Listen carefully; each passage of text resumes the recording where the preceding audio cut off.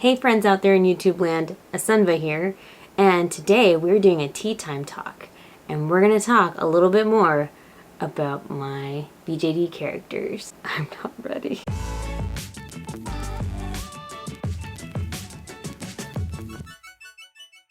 But before we start, I actually have a really kind of cool box opening for you all. Technically not BJD related, but I felt like I wanted to share with you all. Since this is a BJD Tea Time Talk, I have ordered some really special teas to share with you that I'm going to be drinking today. So the tea I ordered comes from Adagio Teas. They offer a whole variety of different kinds of teas, and I actually got interested in them by watching a TikTok video because somebody bought tea from them and they were anime themed tea. And it's not just anime, they have like pop culture teas also, and like TV show like themed teas. Like there's so many different things, and I thought that these were just way too cool, and I was like, dang, I'm just gonna be all super kinds of fancy in my tea time talk. So me being the Sailor Moon trash fan that I am, I did get some Pretty Moon Guardian tea. I got some Thunder and Courage because hello, Sailor Jupiter's like the best. And I also ordered a whole bunch of samples. So if you would also like to partake in some tea with me during these tea time talks, definitely suggest you checking them out. I have a link for them in my comment section down below.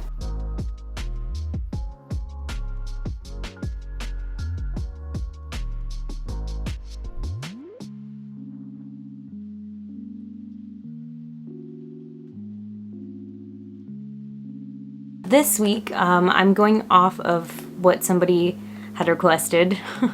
They wanted to hear more about my doll story, and the reason why I'm kind of like, is that I'm actually not really good at writing stories for my dolls. I tried to. This was like way back in the day, like when I first started into the hobby, I was writing a story, and it never went anywhere.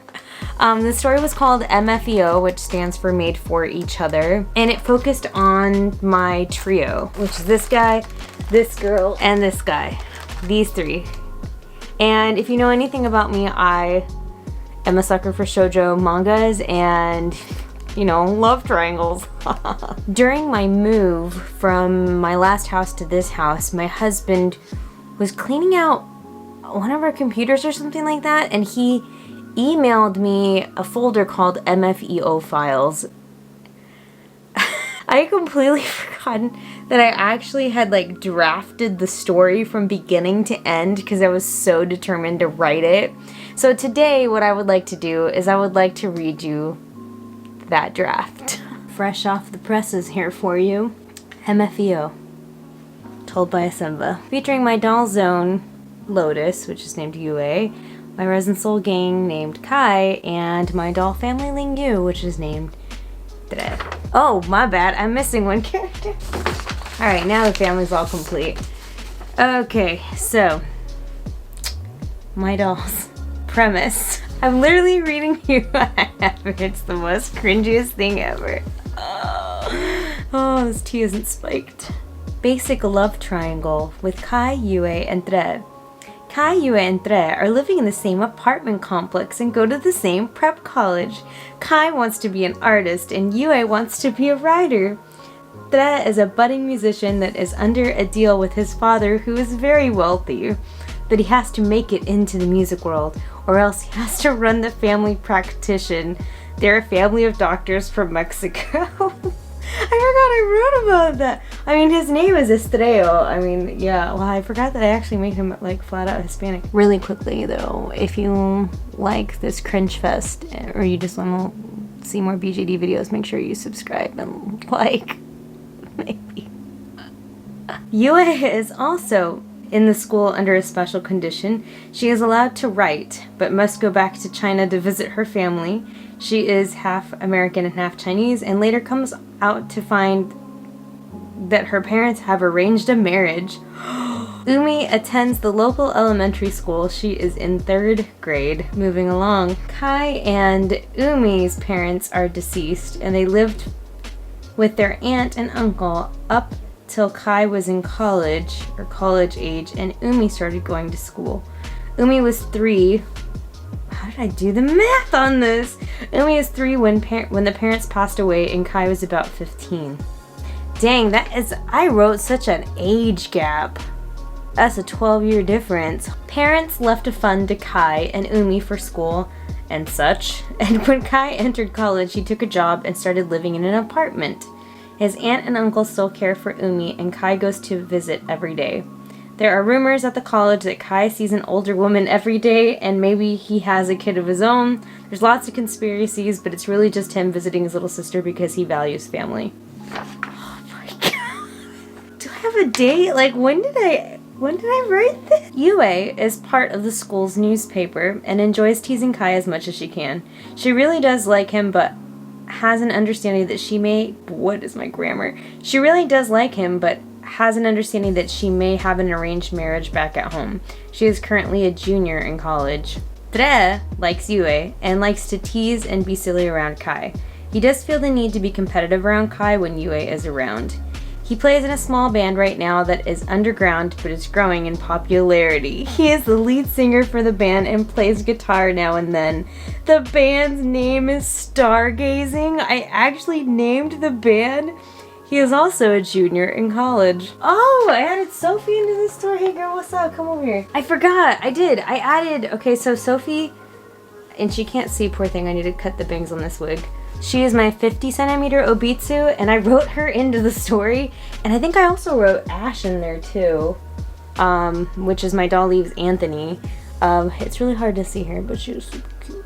So she's in the story, so I actually wrote a little thing about her. Sophie is a hopeless groupie of the band and is in love with Tre. He is aware of his infatuation with Yue. Or I think I meant she. She is aware of his infatuation with Yue, and even sometimes does things similar to get his attention. She is a freshman in the college that they attend, and she is there to study design. What kind of design? I don't know. I just wrote that. And it's so funny because I wrote her in the story, and then like I think in one of my other like character bio videos I talked about Ash, and he goes to their college too, or like is in their school or something like that, and she eventually goes with Ash. Like, she's supposed to go with Ash because she's like, well, I guess I'll never get with Tre, and goes and starts falling in love with that dude. I'm gonna put you up there, Sophie. Are you cringing yet? Welcome to my college years. The dating. I have a section called the dating. In the start, they really aren't dating, but Kai and Yue have good chemistry and some points. So, what I think I meant to say, excuse my crazy grammar, was I think that she gets along quite well with Tre as well. So it's not just that, I mean, hence the love triangle. But they officially start dating when the school puts on a festival. Kick my face in. Oh, during the festival, Tre's band gets to play. Yue is covering stories for the paper, and Kai's art club is taking portrait commissions. Yue wants a portrait from Kai, and she musters the courage to ask him on a date. I just misspelled him. I said him on a date. Kai agrees to go, and Yue is very excited. They go out on a date, and during the date, some guys try to pick up Yue, and Kai defends her. Dude, I am such a shoujo trash heap. Oh god. So yeah, they go on a date, some guys try to pick up on Yue, and then Kai defends her and then leads her away. Well, towards the end of the date, she does confess to him, and before he could respond, you find that Tre and Umi were spying the whole time since they fall into their area out of nowhere? What? I don't know what I was writing there. Maybe just like that they saw that they were spying on them, like, because they do get along. These two get along really well, and she's constantly fighting with Yue because she wants to have her big brother by herself. I don't know why, but they like, I think I had wanted them to like form an alliance or something. I don't know. Later on that night, back at the house, Kai talks to Yue and tells her that he realized that day that he has to be there for his sister and doesn't even know if he should be dating. Oh, disgusting! I wrote that? Ew! And then I actually wrote the climactic part of the story of what's supposed to happen. So this is the climactic part of the story that's supposed to happen. Yue gets a surprise visit from her parents talking about her upcoming engagement when she finishes school. Yue doesn't want to go back, and neither does Kai. He does confess his love and has to go to the parents and talk to them. Dang! Tells them about himself and explains he has lost important people in his life and he doesn't wish to lose anymore. Or lose more. The parents agree to let her stay and she can finish school. Kai and Yue stay together and plan on marrying after college. I mean, don't say I didn't warn you guys. I'm like trash when it comes to writing stories for my dolls, because as you can see, I am just trash. But that was M.F.E.O. in a more deeper nutshell than some of my other videos. I don't know, guys. I don't know. I'm so bad at writing stories. Like, I'm really bad at it. And again, originally, I really wanted this to be like a comic. I wanted this to be a drawn out comic. Actually, I think I have it up there. Here, let me show you real quick, if you didn't already see. That is my M.F.E.O. some comic art. My sister was supposed to help me do it, and then we just never got around to doing it. But yeah, it was super cute. I was totally in love with the fact of doing a comic based off of that for my dolls. So, but that just never, that just never came around. I don't know. What do you guys think about M.F.E.O? Did you guys like it? Is it worth reviving?